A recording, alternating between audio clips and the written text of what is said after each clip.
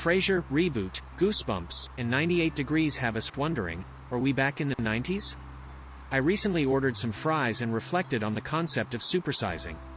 I wondered when the fast food giant first began offering the option to go bigger. Google to the rescue, it turns out that supersizing launched in 1992. Looking back, the 1990s weren't such a bad decade in many ways. And with all that's going on, now seems like the perfect moment to look back on some of the good things that came out of that time. Cheers to the return of Frasier Crane.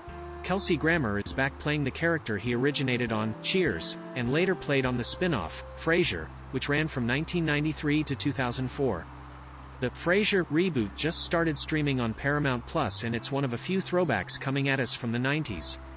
Readers of a certain age will remember the scholastic book fairs at school, where some of the most popular books were the Goosebumps series. Written by R.L. Stine, the books first started being published in 1992, and they helped introduce an entire generation to horror and the paranormal. Now a new series based on the books is debuting on Disney Plus and Hulu.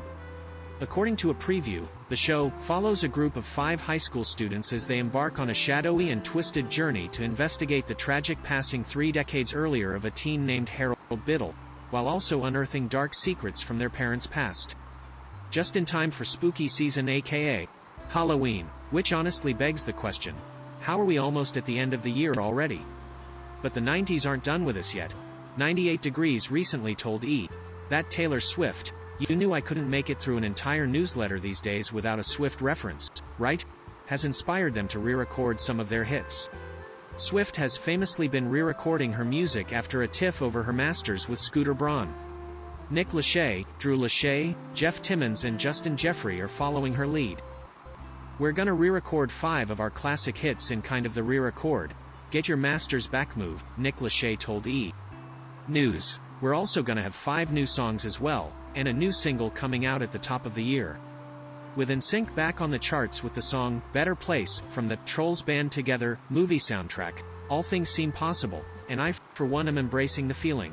You should listen to, believe it or not, I am also going to tie Bad Bunny into the nostalgia theme this week. That's because with his storytelling ability and his music, he feels part folk singer from the days of old while at the same time embodying a pop star for the future.